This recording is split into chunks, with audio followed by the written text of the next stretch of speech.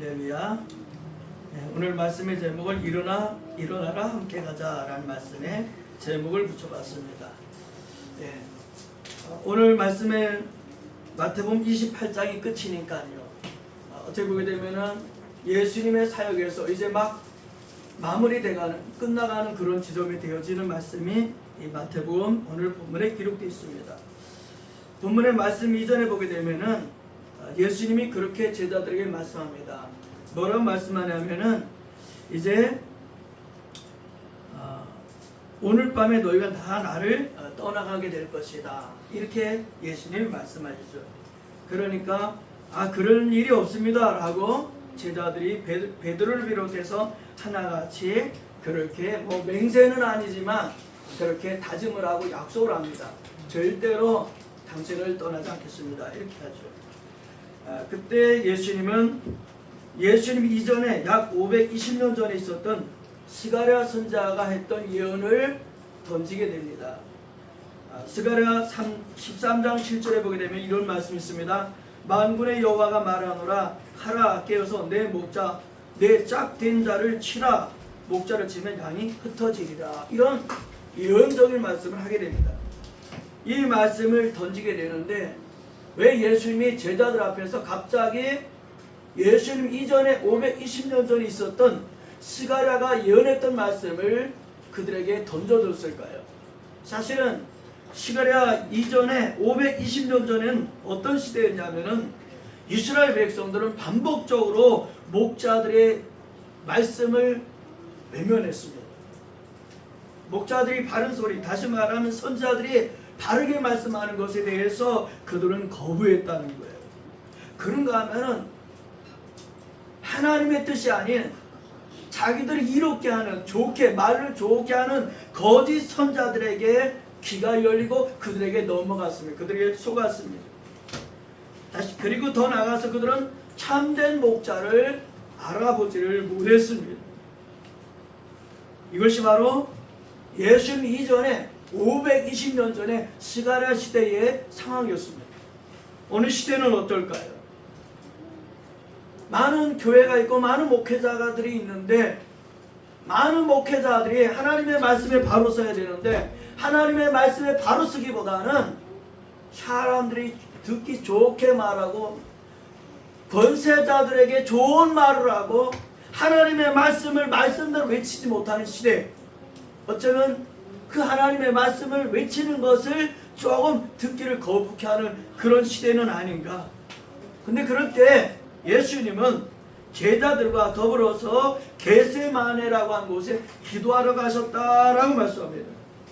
사랑하는 성도 여러분, 오늘 저는 말씀을 통해서 몇 가지로 말씀을 드리려고 합니다. 첫째는 우리 예수 믿는 사람들은 기도하는 사람이 되어야 됩니다. 할렐루야. 예수님께서 제자들을 데리고 겟세마네라고 하는 곳에 기도하러 가셨다라고 말씀합니다. 겟세마네라고 하는 곳은 어떤 곳이냐면은 감람산의 일부가 되는데 예수님 이전에 약 500년 전부터 이 감람산에는 감람나무가 많이 있었습니다.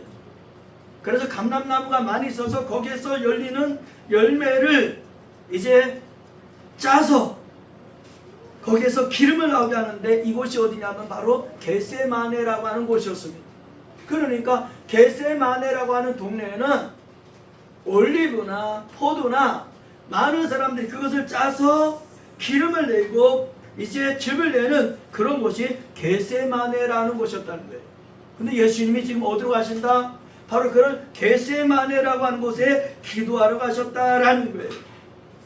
예수님의 삶을 보게 되면은 그의 삶 속에서 결정적인 일이 있을 때마다 예수님은 기도하셨습니다. 사랑하는 성도 여러분, 우리는 어떤 일이 있을 때에 고민합니까? 걱정합니까? 포기합니까? 기도합니까? 예수님이 기도하셨습니다. 마가복음 1장 35절에 보게 되면은 예수님이 새벽 날이 밝기 전에 한적한 곳에 가셔서 기도하셨다라고 말씀합니다. 언제? 전도하시기 전에 그렇게 기도하셨다라고 말씀합니다. 그런가 하면은 누가복음 6장 12절에서도 예수님께서 기도하러 가시는데 이날은 밤이 새도록 기도하셨다라고 말씀합니다. 언제 밤이 새도록 기도하셨느냐? 제자들을 세우실 때 밤이 새도록 기도하셨다라고 말씀합니다. 그런가 하면은 누가복음 9장 28절에 보게 되면은 예수님은 또 기도하러 산으로 올라가셨다라고 그렇게 말씀하고 있고, 오병이어의 기적을 베푸실 때도 하늘을 부르러 기도하셨다라고 말씀합니다. 그러니까 예수님은 어떤 큰 일을 행하실 때에, 결정적인 일을 행하실 때에 기도하셨다는 거예요. 자, 겟세마네는 어떤 곳이냐? 아까 말씀드린 것처럼 올리브나 포도주를 눌리고 부수고 으깨고 압착하는 것이 겟세마네라고 하는 곳이었습니다. 여러분, 겟세마네 이곳에 예수님은 가시면서 제자들과 함께 갔습니다. 그리고 말씀합니다. 내가 저기 가서 기도할 동안 너희는 여기 있으라, 이렇게 말씀하시죠. 내가 저기 가서 기도할 동안 너희는 여기 앉아 있으라 라고 말씀하셨습니다. 그런 예수님이 특별히 베드로와 야고보와 요한 이 세 사람을 데리고 가까이 가서 기도하셨다라고 말씀합니다. 사랑하는 성도 여러분, 기도는 예수님이 자신이 해야 될 기도를 다른 사람에게 맡긴 것이 아니라 자신의 기도를 하셨습니다. 오늘 지도자는 기도하는 사람이 되어야 됩니다. 지도자 옆에 있는 사람은 어떤 사람이 되어야 되느냐? 베드로와 요한과 야고보처럼 기도하는 사람이 되어야 됩니다. 예수님의 제자들까지도 기도하는 사람이 되어야 됩니다. 오늘 기도하는 저와 여러분 되기를 예수님의 이름으로 축복합니다. 우리 어린이들이 그런 생각할 거예요. 어른들은, 아버지는, 엄마는, 할아버지는 기도하는 일이 없을 것이다. 울는 일이 없을 것이다. 울지 않을 것이다. 그런데 사랑하는 성도 여러분, 정말 저희들은 절박할 때에 우리는 우는 자가 되어야 됩니다. 근데 어떻게 우는 자가 되어야 되느냐? 하나님 앞에 우는 자가 되기를 주님의 이름으로 축복합니다. 사람 앞에 우는 것은 의미가 없을지라도 하나님 앞에 우는 것은 하나님이 심정을 알아주실 줄로 믿습니다. 그러므로 신앙생활이라고 하는 것은 편안한 길, 평탄한 길, 어려움이 없는 길이 아니라 힘들어도 하나님과 함께 가는 길이 신앙의 길인 것을 믿으시기를 주의 이름으로 축복합니다. 예수님은 기도하러 가실 때에 혼자 하신 것이 아니라 베드로와 야고보와 요한을 데리고 같이 가셨습니다. 여러분의 삶의 주변 속에, 여러분의 삶 속에서 기도하는 사람을 가까이 하는 여러분이 되기를 주님의 이름으로 축복합니다. 38절에 이렇게 말씀합니다. 이에 말씀하시되 내 마음이 매우 고민하여 죽게 되었으니 너희는 여기 머물라 나와 함께 껴 있으라. 지금 예수님은 하나님의 아들이십니다. 그럼에도 불구하고 그는 그렇게 표현합니다. 내 마음이 매우 고민하여 죽게 되었다, 이렇게 표현합니다. 내 마음이라는 말씀은 헬라어로 푸시케라는 말씀입니다. 단순히 우리는 우리 마음뿐만이 아니라 이 푸시케라는 말씀 속에는 영혼과 생명, 존재의 중심까지를 포함합니다. 그러니까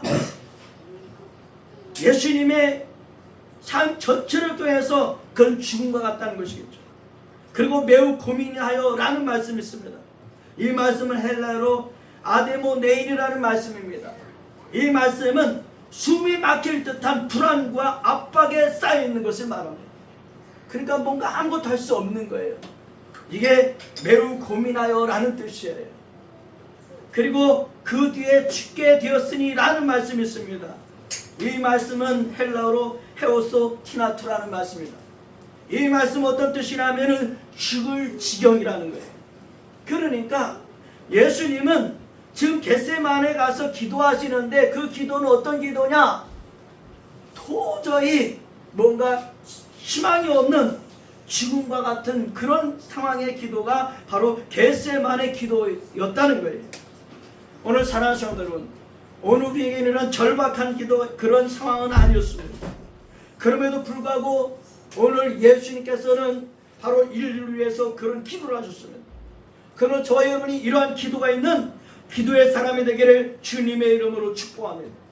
예수님은 이 기도 자리에 바로 베드로와 야고보와 요한 그들을 데리고 가서 그렇게 말씀합니다. 너희는 나와 함께 깨어 있으라 라고 말씀합니다. 나와 함께 깨어 있으라. 여러분, 그건 예수님의 기도로 끝나는 것이 아니라 예수님의 제자들 베드로, 야고보, 요한도 예수님과 같은 기도를 드려야 되는 상황이라는 거예요. 오늘 신앙으로 승리하기를 원한다면 예수님과 같은 기도, 베드로, 야고보, 요한에게 너희도 나와 함께 깨어 있으라고 하는 이 말씀처럼 깨어있는 저와 여러분 되기를 주님의 이름으로 축복합니다. 더 나가서 39절에 보게 되면은 성경은 그렇게 말씀하죠. 조금 나가사 얼굴을 땅에 대시고 엎드려 기도하여 이르시되, 여기 얼굴을 땅에 대시고 라는 말씀이 있습니다. 이것은 마치 왕 앞에 완전히 굴복한 그런 모습을 말씀하는 거예요. 마치 이제 권세자인 절대자인 왕 앞에 엎드려서 그 왕을 경배하는 그런 모습이 바로 얼굴을 땅에 대시고 라는 말씀이에요. 그리고 엎드려 기도하였다 이런 말씀이 있습니다. 헬라어로 페솔이라는 말씀이에요. 마치 어떤 물체가 땅바닥에 딱 떨어진 것처럼 엎드려 있는 상태를 말하는 거예요. 여러분, 기도는 자세가 아니라 하나님 앞에 완전히 내어 맡긴 것이 기도라는 거예요. 오늘 우리는 하나님 앞에 우리 자신을 완전히 맡기는 예수님의 모습 같은 기도가 회복되는 저와 여러분 되기를 주님의 이름으로 축복합니다. 누가복음 22장 44절에서는 이 부분을 그렇게 표현합니다. 예수께서 힘쓰고 애써 더욱 간절히 기도하시니 땀이 땅에 떨어지는 핏방울같이 되더라. 이렇게 표현합니다.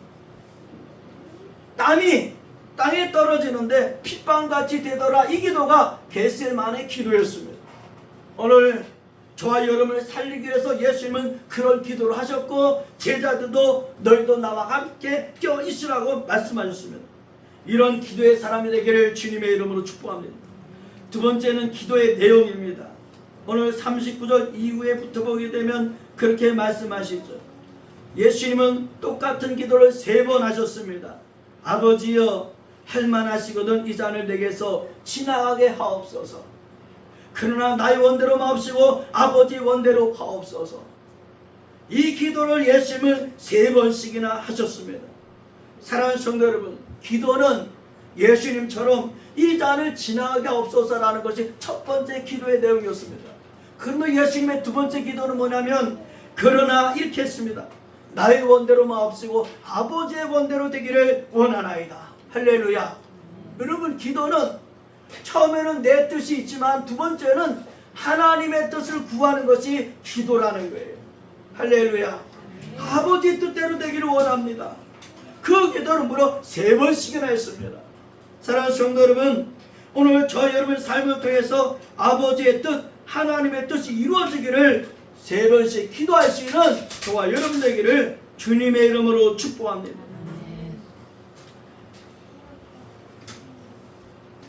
이 기도에 바로 예수님의 그 기도는 마지막은 그렇게 말씀하시죠. 내 아버지여, 만일 내가 마시지 않고는 이 잔이 지나갈 수 없거든 아버지의 원대로 되기를 원하나이다. 오늘 예수님의 기도는 하나님 앞에 결단의 기도가 됩니다. 사랑하는 성도 여러분, 오늘 저희 여러분이 하나님 앞에 결단의 기도가 있게 되기를 주님의 이름으로 축복합니다. 제가 자랑스럽게 여기는 친구가 있습니다. 이 친구는 지금 여주 이천에서 수백 명 목회를 하고 있습니다.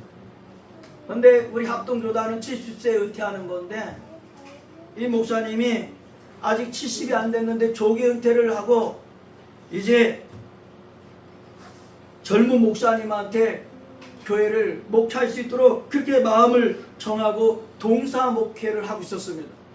그리고 목사님이 목사님들 모임에서 그런 말씀을 드렸답니다.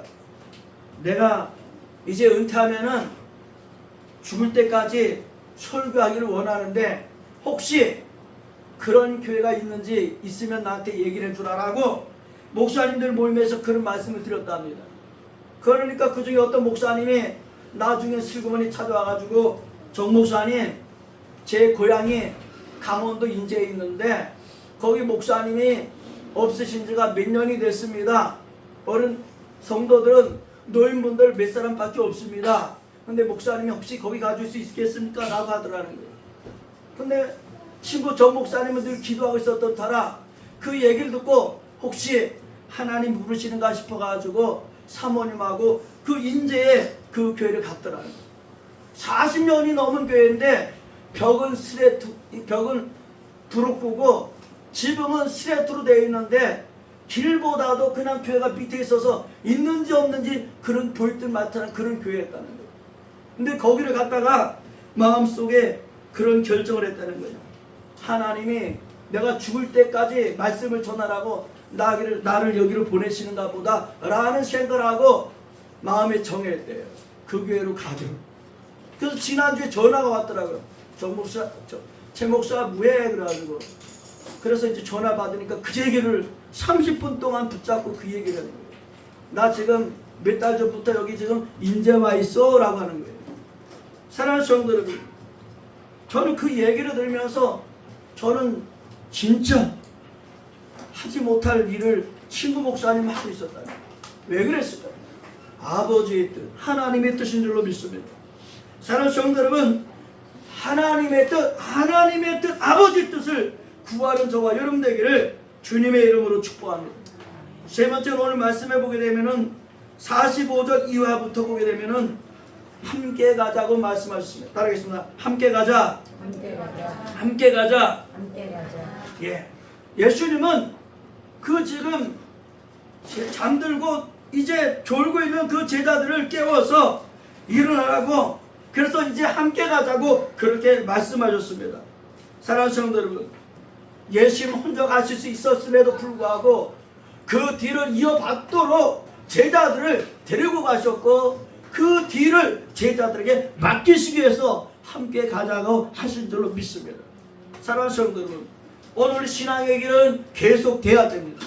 예수님이 가신 길은 제자들에 의해서 계승되었고 제자들에 의해서 계승된 길은 그 길은 이제 계속적으로 믿음의 사람들을 통해서 그 길이 계승되었습니다. 사랑하는 성도 여러분, 오늘 예수님은 저와 여러분을 향해서 말씀합니다. 졸고 있는 우리들에게, 잠자고 있는 우리들에게 일어나라, 함께 가자 라고 말씀합니다. 오늘 그 음성을 듣는 하나님의 사람이 되기를 주님의 이름으로 축복합니다. 이 일어나라, 함께 가자는 말씀은 헬라로 에게이 에스레드라는 말씀입니다. 바로 이 말씀과 또한 아고멘이라고 하는 말씀이 합쳐진 말씀입니다. 그러니까 이 말씀의 의미는 어떤 뜻이냐면 지금 실패해서 낙심하고 있는 그들에게 주도권을 어떻게 가지고 당당함으로 나가자고 하는 말씀입니다. 사랑하는 성도 여러분, 오늘 주도권을 가진 사람만이, 당당한 사람만이 예수님을 따를 수 있습니다. 오늘 저와 여러분을 당당하게 할 수 있는 것이 무엇일까요? 하나님의 말씀인 줄로 믿습니다. 우리를 구원하신 하나님을 믿는 믿음인 줄로 믿습니다. 이 믿음을 가질 때 우리는 예수님과 더불어 나가면서 당당해질 수 있습니다. 베드로는 잠들고 실패했던 그런 베드로였습니다. 오히려 베드로는 예수님 모른다고 3번씩이나 부인했던 실패자 베드로였습니다.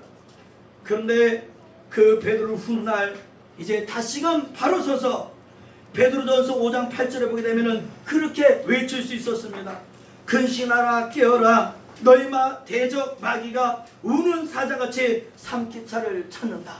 여러분, 실패했던 베드로가 그 실패의 쓰라림을 딛고 일어나서 이제 근신하라, 깨어라, 일어나라고 그렇게 외쳐내고 있습니다.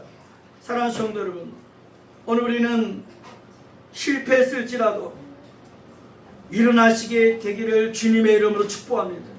낙심할지라도 힘들지라도 일어났다 함께 가자라고 하는 예수님의 말씀을 듣고 일어나는 저와 여러분 되기를 주님의 이름으로 축복합니다. 교회는 공동체입니다. 목사님만 있는 것이 아니라 성도들만 있는 것이 아니라 교회는 공동체입니다. 예수님께서 세 제자들과 함께 또 12 제자들과 함께 하기를 원했던 것처럼 오늘 예수님은 말씀을 통해서 오늘 저 여러분에게 일어나라 함께 가자라고 말씀합니다. 그 음성 듣고 말씀을 붙잡고 일어나는 저와 여러분 되기를 예수님의 이름으로 축복합니다. 기도하겠습니다.